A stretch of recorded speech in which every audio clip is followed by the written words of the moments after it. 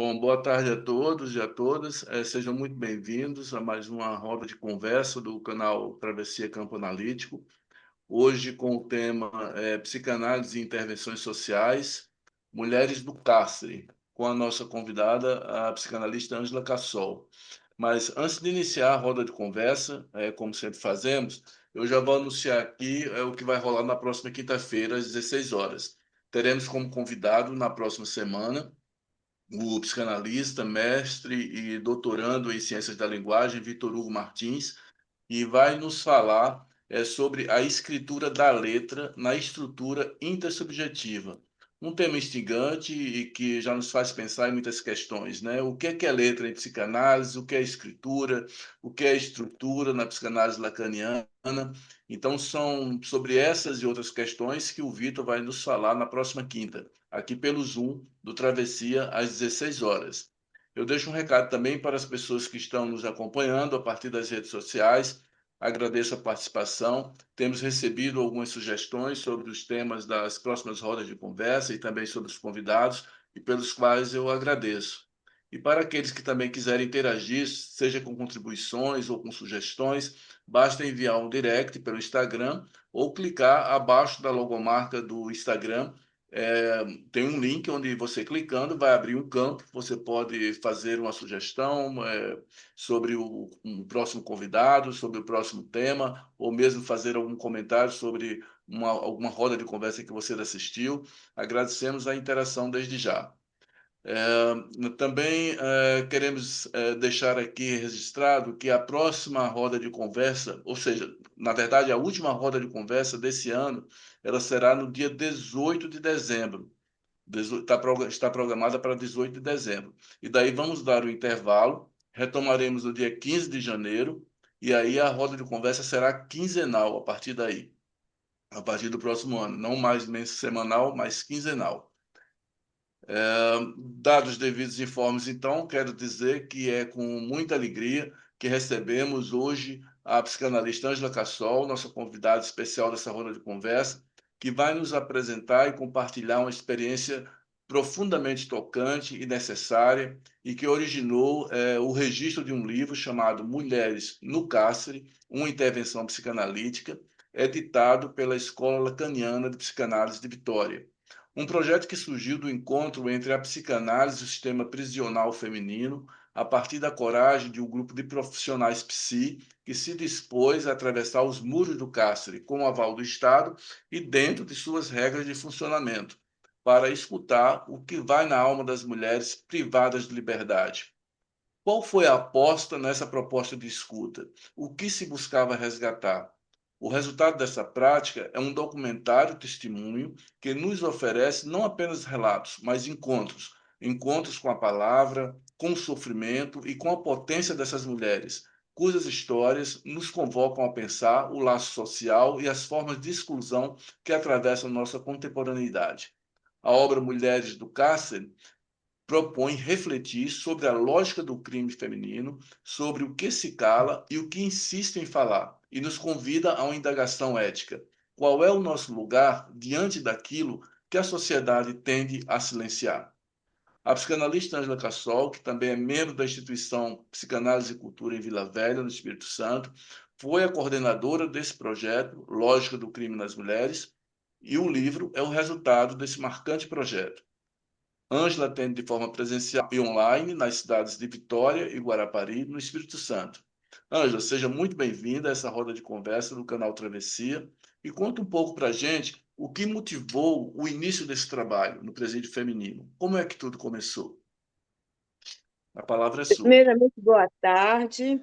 Muito obrigado, Roberto, pelo convite, pela oportunidade de poder falar sobre essa experiência tão rica e tão radical, né? A motivação, na verdade, foi um chamado, né? Havia uma pessoa da minha relação que fazia um trabalho no presídio feminino, na área de educação física, inclusive, e essa pessoa me comentava muito da angústia que ficava quando saía de lá, porque as mulheres queriam muito contar a história delas para ele. E ele estava lá para fazer exercício, para outras coisas, e ele não sabia o que fazer diante daquela insistência delas de falar, né? Uhum. E eu escutei ali uma demanda de fala. Eu falei, essas mulheres estão pedindo um espaço de fala. E comentei com alguns analistas e falei da minha ideia, falei, a gente podia propor um projeto para ouvir o que elas têm a dizer, porque nos últimos 10 anos houve um aumento de mais de 600% no número de mulheres encarceradas. Então, houve um aumento brutal, né? 600 e pouco por cento. Sim. Aí nós ficamos com essa pergunta, né? O que que houve que aumentou tanto assim o número de mulheres envolvidas com a infração, com a justiça, né? O confronto com a lei, e o que que essas mulheres queriam tanto dizer, o que que elas estavam pedindo para falar. E a outra pergunta é se a psicanálise teria algo a oferecer, se poderia contribuir, porque nós entendemos que as questões que nosso país atravessa, e atravessa alguns anos, né, as diferenças classes sociais, que as violências, em todas as classes, aqui não se trata de dizer que a classe vulnerável, que é a classe da violência, que é uma mentira enorme. Se nós não, cada um de nós, não contribuir com alguma coisa para mudar o contexto social, como que nós vamos mudar? Nós vamos mudar elegendo um político e achando que ele vai mudar todo esse contexto social? Claro que não. O contexto social, nós sabemos, nós psicanalistas mesmo, né, inclusive, que a comunidade social, que a civilidade, ela é construída com os discursos, né? E esses discursos, em cada época, ele produz alguns sintomas, né? Ele aparece na subjetividade de cada sujeito. Uhum. Então, a gente sabe que seria bom, nós gostaríamos de contribuir de alguma forma, né? Freud, Lacan também já dizia, né, que a psicanálise teria que sair das quatro paredes do consultório. Freud era até mais radical, porque ele dizia que aí sim o psicanalista teria como dizer que ele sustentava a psicanálise. Porque no espaço do consultório não é que seja fácil.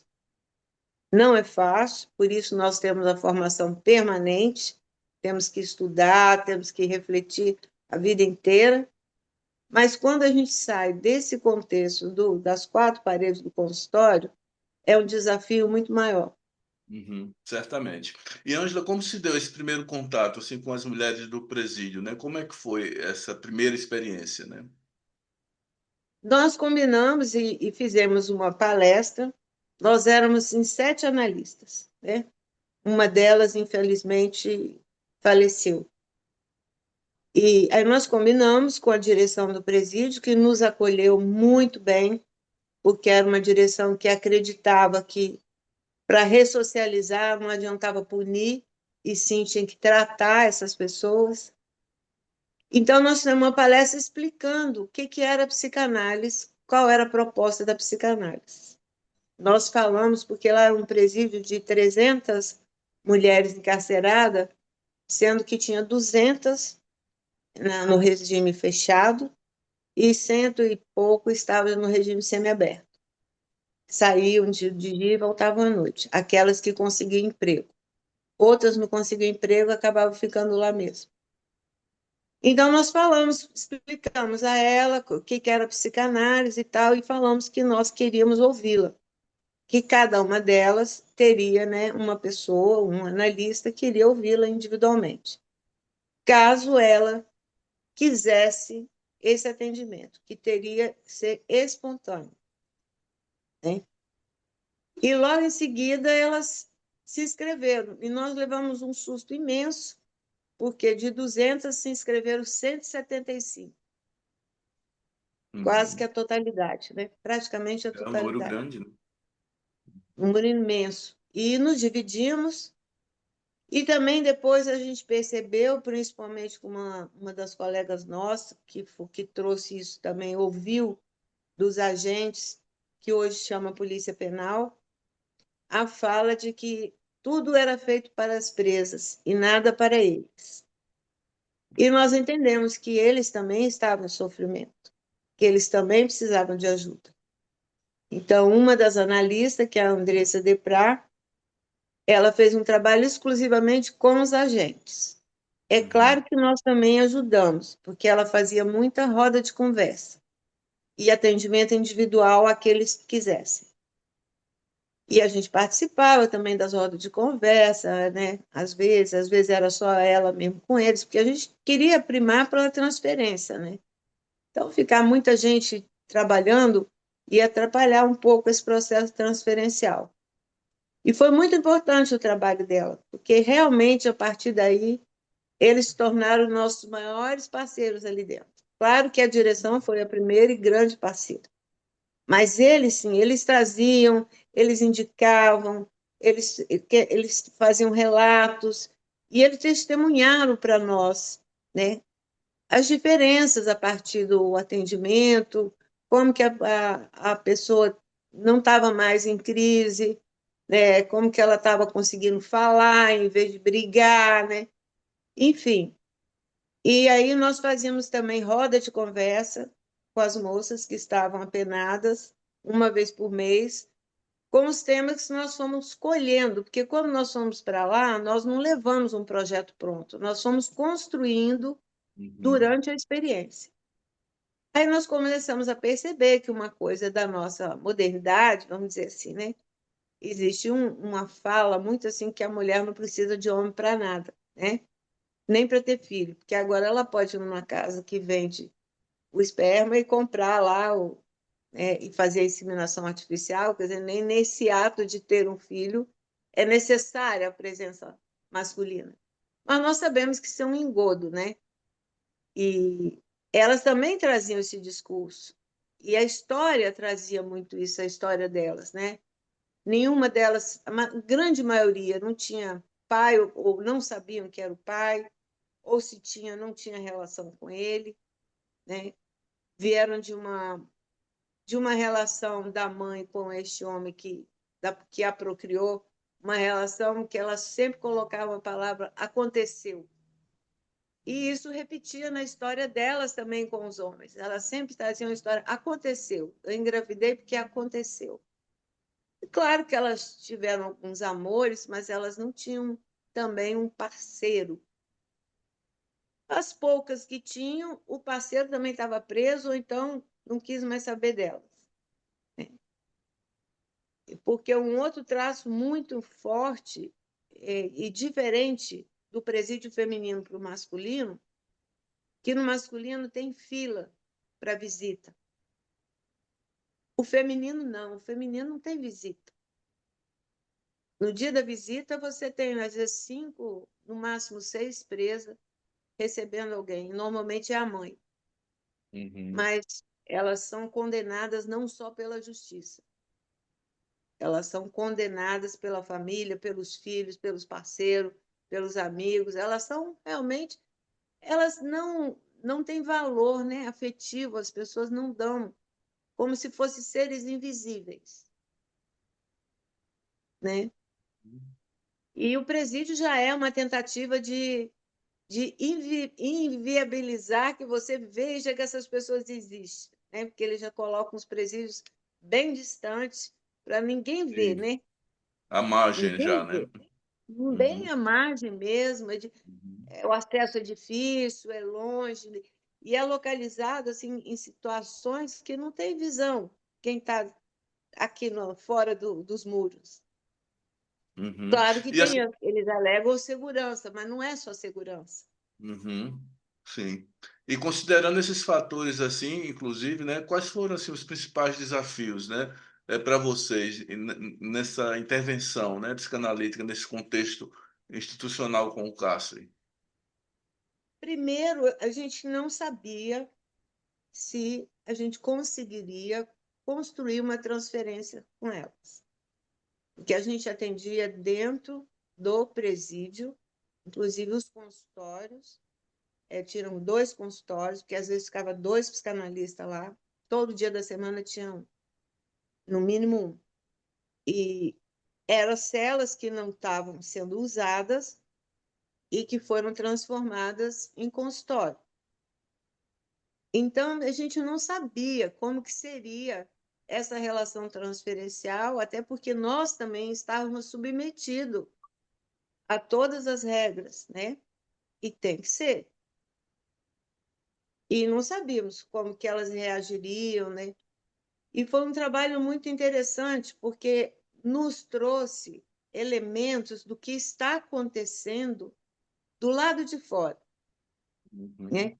E a gente vê, eu acho que você, tem um tempo que a gente não conversa, mas acredito que você também tem percebendo isso. Hoje, quando chega um analisante novo, né? Um candidato a analisante ao nosso consultório, as entrevistas preliminares são muito mais demoradas que eram, porque nós estamos perdendo, né, a faculdade de questionamento, de reflexão. O mundo caminha do aqui, agora, aqui, agora, numa velocidade imensa. E as pessoas não conseguem refletir e pensar: é isso que eu quero? Para onde que eu estou indo? O que está me acontecendo? Então, isso ficou muito evidente com elas, porque elas colocavam muito isso, que a vida delas foram seguindo, seguindo, mas não tinha isso de pensar se eu gosto, se eu não gosto, o que, que eu desejo. Isso era uma palavra que elas aprenderam, né? E elas ficavam também muito orgulhosas, que elas diziam que a gente ia para lá e íamos bem arrumados, e, ou seja, que a gente tratava elas como gente.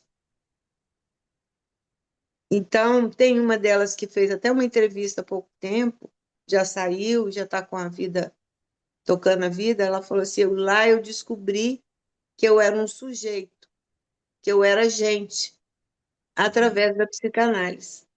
Então, eu pude refletir e pensar: eu quero essa vida para mim? Eu quero continuar nessa vida? Eu quero conhecer meus netos dentro de um presídio?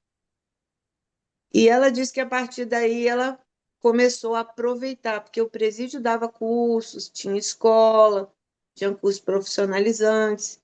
E aí o olhar dela se voltou para essas oportunidades.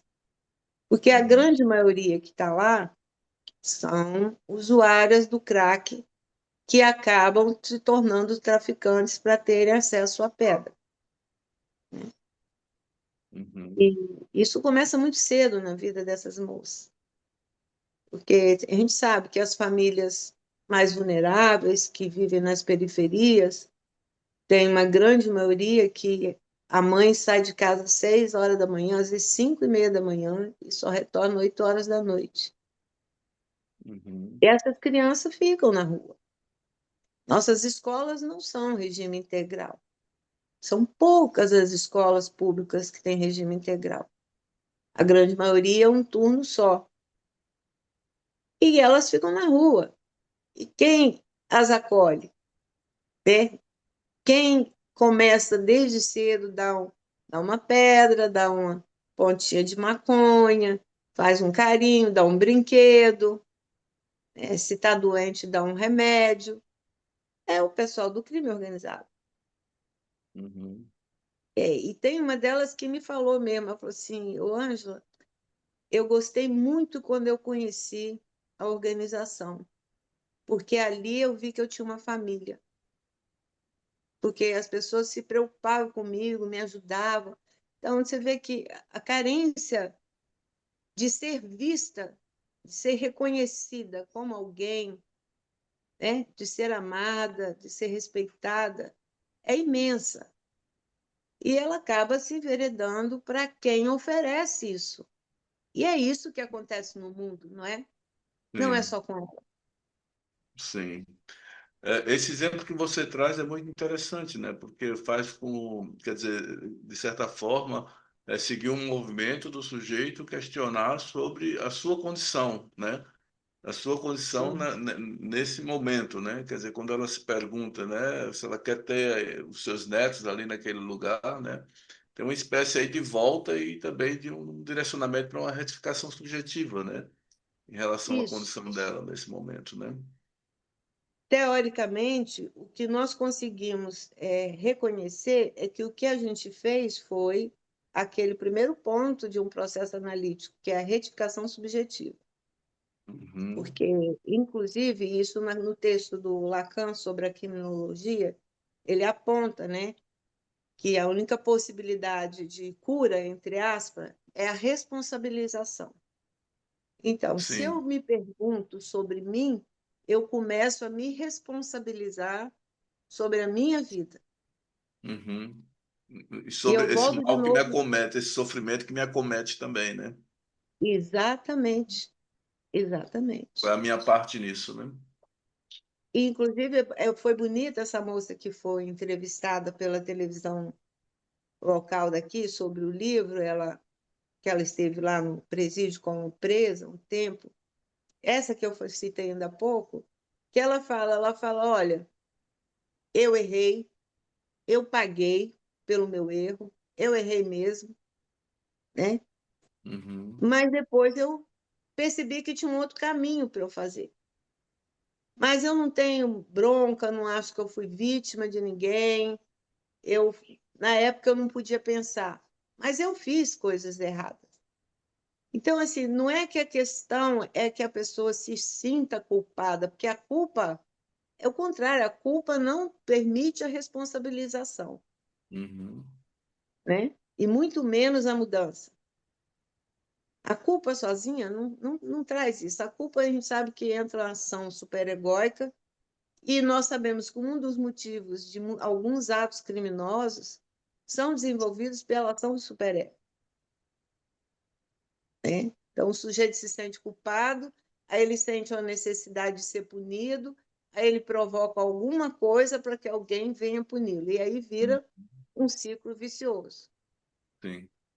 Então, nós chegamos até aí. Nessa retificação subjetiva, a gente viu o que aconteceu com muitas, né? E, Sim.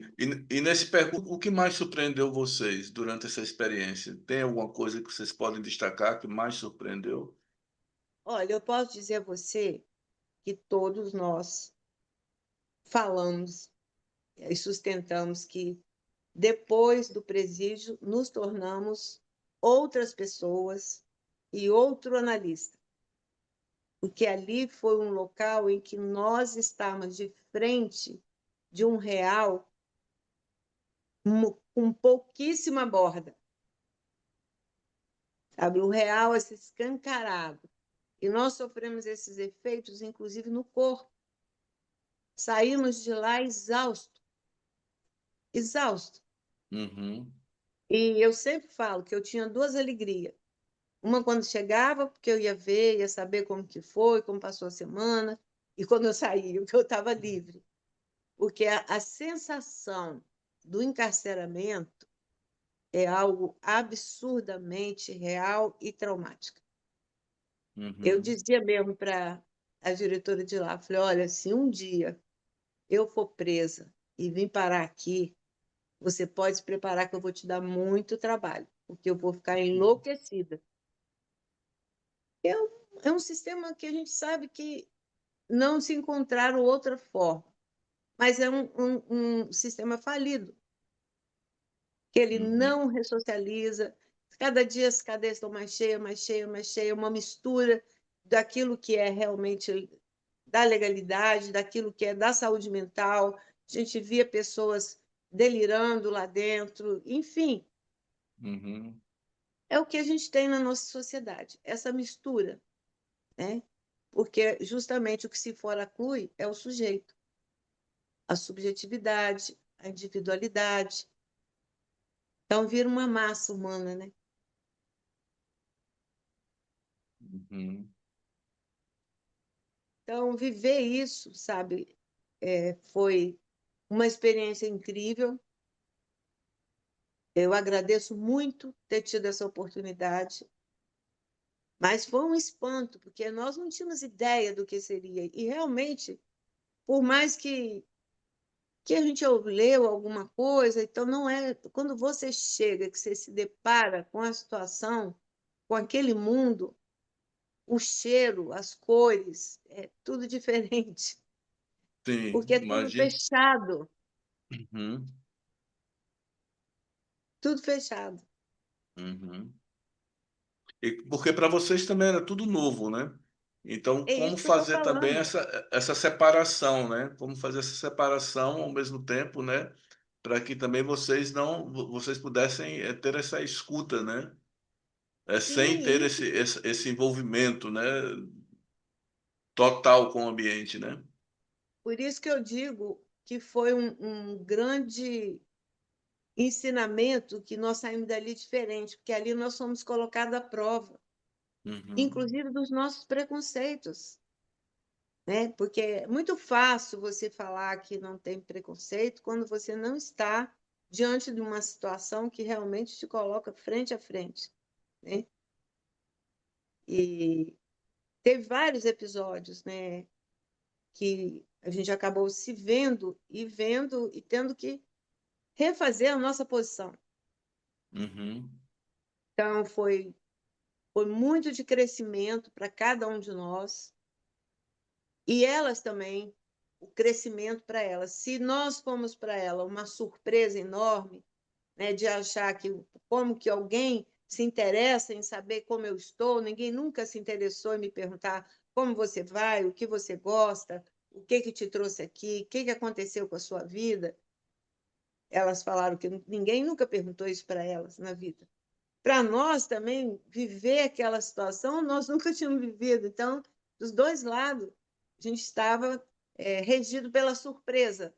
um momento houve assim, vocês perceberam alguma resistência por parte da instituição nesse trabalho, ou mesmo das próprias mulheres durante o trabalho? Das mulheres, não. Da instituição, nós tivemos, sim. Né? A primeira diretora que nós passamos por ela, foi quem nos abriu a possibilidade de trabalhar lá. A visão dela era muito essa que eu falei, né?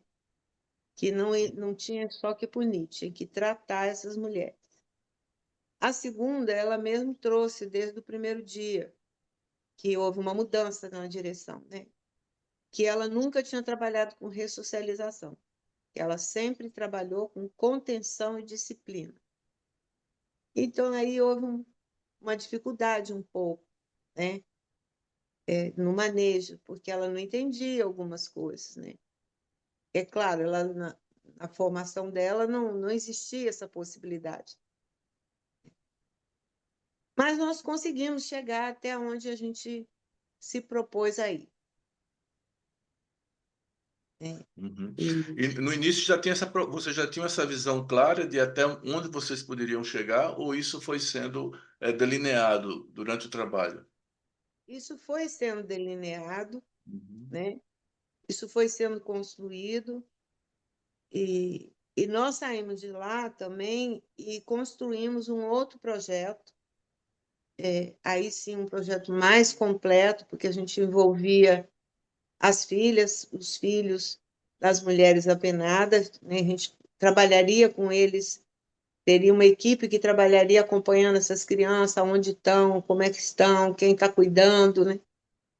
Mas, uhum, infelizmente, houve uma mudança no nosso país, da política, e o departamento, que era um antigo DEPEN, que estava abraçando esse outro projeto, que é um projeto grande, que precisaria realmente de recursos, que nós trabalhamos voluntariamente. uhum, Aí não foi possível ir à frente, porque foi vetado, né? O DEPEN foi praticamente desativado no governo Bolsonaro e não teve espaço para o nosso projeto. Mas nós conseguimos o que nós tínhamos em mente, que a gente ia transformar essa experiência num documento que uhum, pudesse servir não só para a classe analítica, como para a sociedade em geral, para qualquer pessoa. uhum, Que, sim. apesar do nosso livro, claro que tem coisas técnicas, tem falas, né, da psicanálise, mas é um livro de uma linguagem muito acessível. Uhum. Inclusive, eu fiquei sabendo, até a partir de um evento que eu participei na escola, online, que o livro já está com a edição esgotada, né, Ângelo? Já Esgotou no dia. esgotou, né? Uhum. Nós seguramos, quando estava no pré-lançamento, a gente segurou a venda com receio de não ter livro no dia do lançamento. E foi o que aconteceu. O que nós guardamos para o lançamento saiu no dia do lançamento. E agora está sendo feita uma segunda edição. Uhum. Sim. Né? Aí, quem quiser vai ter Uhum. oportunidade de adquirir o livro. Sim. Ângela, você trouxe essa percepção, né, de que vocês saíram de lá diferentes de como entraram, né, nessa experiência. Mas eu pergunto assim para você, pessoalmente, né, o que mais te marcou nesse percurso, nessa experiência? Tem algo que você poderia destacar?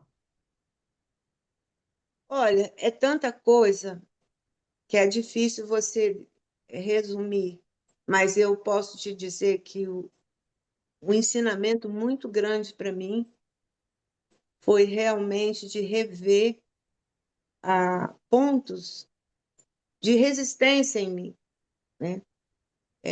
Eu estive diante de um caso de infanticídio e, claro que quando eu nunca tinha lidado com isso na clínica, né?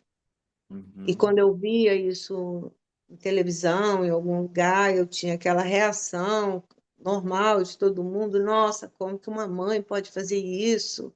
Que sujeito horrível, que não sei. Mas quando eu estava diante dessa pessoa, isso caiu tudo, sabe? Eu me vi ridícula ali, sabe? Uhum. Diante da minha antiga reação, porque eu estava diante de uma pessoa que estava num sofrimento, numa doença imensa, uma estrutura extremamente comprometida, né? Uhum.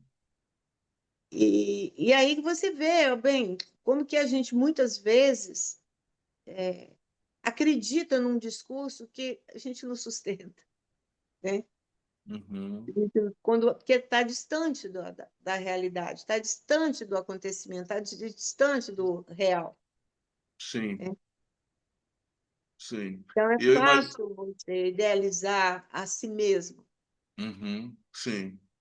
E eu imagino o quanto seja difícil também, né, sustentar o próprio discurso, né, do analista, numa intervenção como essa, num ambiente como esse, né, porque, de certa forma, sustentar esse lugar vazio, né, sem tentar preencher, sem tentar salvar, né, para que o Exatamente. sujeito possa falar e fazer essa volta aí, que não é fácil, né, de se incluir e de se responsabilizar é também preciso, é também necessário, né, de uma formação sólida, de uma escuta, né, de um olhar para si mesmo, né, enquanto Sim, lugar do analista, né?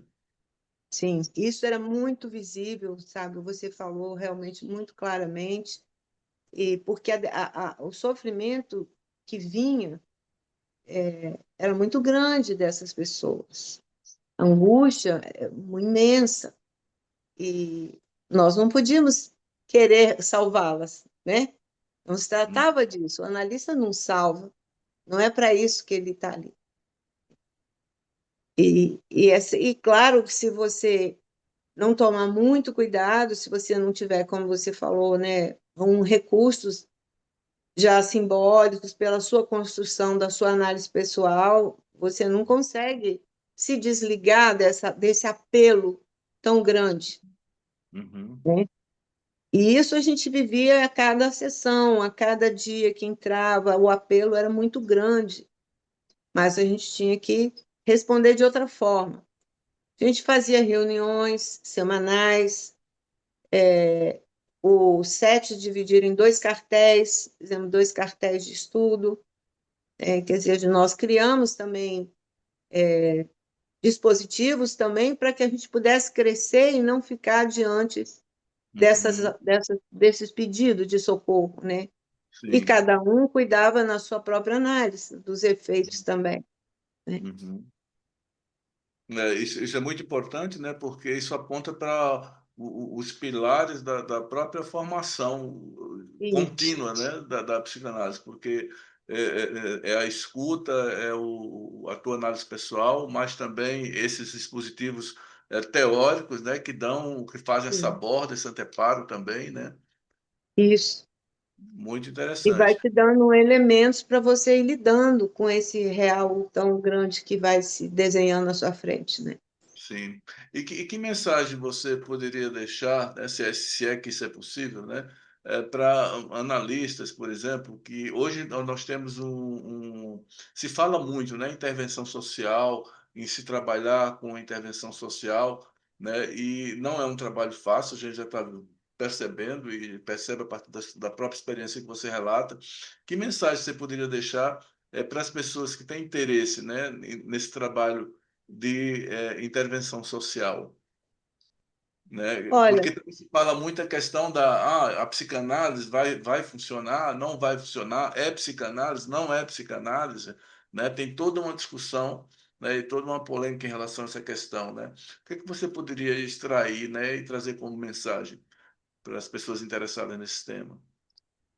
o que eu digo é que não recue. Se você tem interesse, vá à frente, mas sabendo das possibilidades. É claro que nós não fizemos nenhuma comparação, é psicanálise, não é psicanálise. Nós escutamos e fomos acompanhando o movimento. Quem nos deu o retorno, quem nos disse algo, foram elas próprias, foram os Uhum, agentes, foram os técnicos do presídio, foi a direção do presídio. Eles que nos deram retorno, né? uhum, De como foi importante, e eles pedem todas as vezes que a gente se encontra com eles, eles pedem que a gente volte, né? Porque a questão da subjetividade no contexto social, ela é muito delicada você trabalhar, né? É uhum, você trabalhar o particular, né, dentro do coletivo, tendo uma estrutura institucional forte em volta. Mas é isso que é o que o analista tem que lidar, porque não é isso que nós lidamos nas próprias uhum. instituições psicanalíticas. Nós Sim. temos uma instituição e, ao mesmo tempo, nós temos o quê? Um trabalho que é da nível da intenção e da extensão. E que Uhum, não está, apesar de não estar no registro institucional, não existe sem o registro institucional. Então, isso também é você viver isso de uma forma muito intensa quando você faz um trabalho no social. Isso só traz crescimento. uhum. Sim. Ângelo, estamos com os 45 minutos, o tempo proposto aí para nossa roda de conversa passou super rápido. Eu te agradeço muito aí pelo aceite, esse convite, né, em compartilhar conosco essa experiência aí tão rica, tão singular, né, tão interessante e que trouxe aí, né, como efeito, né, vamos dizer assim, esse registro, né, esse testemunho a partir desse livro, né, Mulheres no Cárcere, e que é um livro que já teve essa edição esgotada, mas para quem tem interesse, né, aguarda aí a segunda edição, provavelmente será anunciada ali nas redes sociais, pela Escola Sim. Lacaniana, né, de Psicanálise de Vitória, e te agradeço mais uma vez aí pelo aceitar o convite e espero que você venha outras vezes para a gente falar de outros temas também. Tá bom? Ó, gostei muito, agradeço também. Se me convidarem de novo, virei com o maior prazer. É sempre muito bom conversar com nossos pares. Com certeza. Grande abraço.